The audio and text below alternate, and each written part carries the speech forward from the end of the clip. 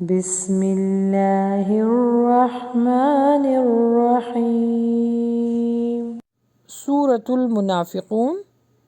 فل تجوید اور حفظ کورس۔ اس صورت میں 2 رکوع ہیں،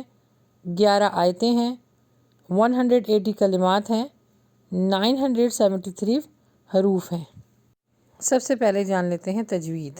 وا پر ہونٹوں کو گول کریں، وَإِذَا الف مدہ تھوڑا لانگ ہوگا، وَإِذَا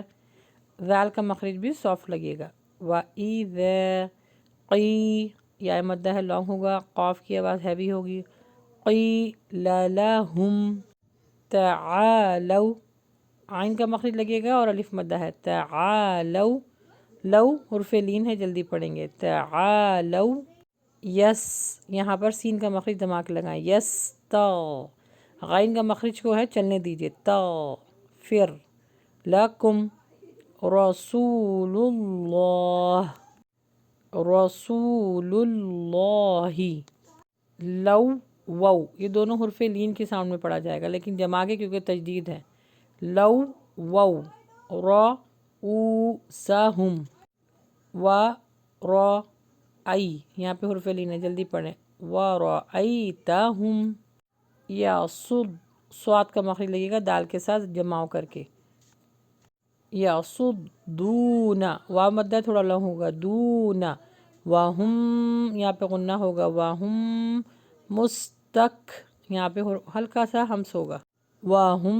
مستکبرون۔ آئیے اب اس کی تلاوت سنتے ہیں۔ وَإِذَا قِيلَ لَهُمْ تَعَالَوْا يَسْتَغْفِرْ لَكُمْ رَسُولُ اللَّهِ لَوَّوْا رُءُوسَهُمْ وَرَأَيْتَهُمْ يَصُدُّونَ وَهُمْ مُسْتَكْبِرُونَ۔ ترجمہ، اور جب ان سے کہا جاتا ہے کہ آؤ تمہارے لیے اللہ کے رسول استغفار کریں تو وہ اپنے سر مٹکاتے ہیں اور آپ دیکھیں گے کہ وہ تکبر کرتے ہوئے رک جاتے ہیں۔ اس کا تفسیر کچھ اس طرح ہے کہ منافق تھے، ان کو خود پتہ تھا، دل سے تو جانتے تھے کہ جو کچھ ہم کر رہے ہیں غلط کر رہے ہیں،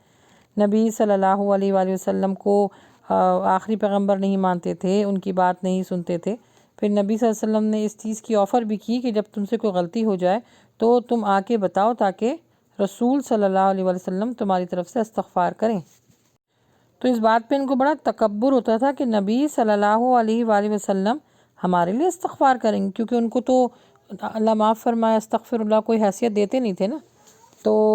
ان کے لیے کوئی اس طرح کا انہوں نے کوئی پروٹوکول کوئی ذہن نہیں بنا کے رکھا ہوا تھا کہ نبی صلی اللہ علیہ وسلم ہمارے لیے کچھ کر سکتے ہیں۔ وہ تو بلکہ اس بات پہ بھی یقین نہیں کرتے تھے کہ نبی صلی اللہ علیہ وسلم جو قرآن بتا رہے ہیں یا جو معاملات بتا رہے ہیں، جو شریعت بتا رہے ہیں وہ سچ بھی ہے، کیونکہ سورہ واقعہ میں اس کی بہت زیادہ ایک ایلیگیشن آتی ہے جو ان لوگوں نے نبی صلی اللہ علیہ وسلم کے اوپر لگائی تھی، تو سورہ واقعہ کو ضرور تفصیل سے پڑھیے گا۔ اور یہ ابھی تک یہ اسرائیلی قوم، یہ بنی اسرائیل قوم ابھی تک اس غرور میں ہے کہ اللہ سبحانہ وتعالیٰ نے ان کو جو ساری قوموں کے اوپر افضلیت دی تھی، ایک مقام دیا تھا، یہ سمجھتے ہیں ابھی تک بھی ہمارا وہ مقام قائم ہے، ہم جتنی قوم آئی ہیں اس دنیا میں ابھی تک ہم جو ہے وہ سب سے زیادہ سپیریئر ہیں۔ دیکھا جائے دنیاوی اعتبار سے تو سپیریئر ہیں کیونکہ ان کا سسٹم چل رہا ہے، لیکن اللہ کی نظر میں نہیں۔ اللہ سبحانہ وتعالیٰ نے ان کو نیست و نابود اس وقت بھی کیا تھا اور ابھی بھی اللہ سبحانہ وتعالیٰ نے ان کو ایمان سے خارج کر دیا ہے،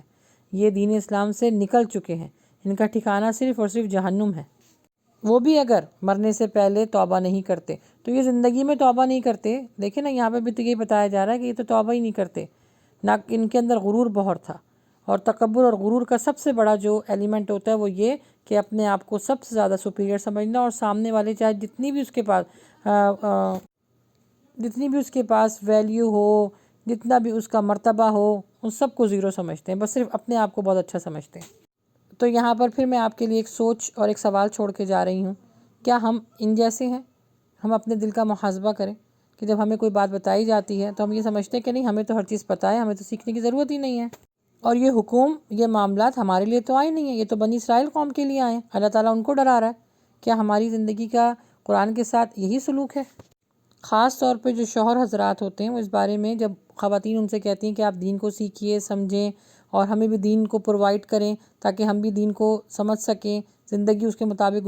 گزارنا چاہتی ہیں، لیکن آبویسلی ان کی طرف سے، شوہروں کی طرف سے اتنی سپورٹ ان کو نہیں ملتی ہے، تو وہ کیا کہتے ہیں، نہیں ہم نے تو دین سیکھا، کیونکہ میرے پاس اس طرح کے بہت سوال آئے ہیں کہ آپ ہی ہم چاہتے ہیں کہ ہمارے ہسبینڈ نماز پڑھیں اور جو ہے وہ دین پر چلیں، لیکن وہ کہتے ہیں نہیں دین تم ہی سیکھو، ہم نے سیکھا ہوا ہے۔ تو کیا ہمارا یہ رویہ نہیں ہے؟ ہمارا یہ غلط رویہ کیا ہم کو جہنم میں لے کے نہیں جائے گا؟ تو بدلیں اس رویے کو۔ تو اپنے اس رویے کو بدلنے کے ساتھ ساتھ اپنا محاسبہ کریں کہ ہم کس مقام پر کھڑے ہیں، جہنم کے مقام پر یا جنت کو حاصل کرنے کی کوشش کر رہے ہیں۔ اللہ سبحانہ و تعالیٰ بس نیک عمل کرنے کی توفیق عطا فرمائے، آمین۔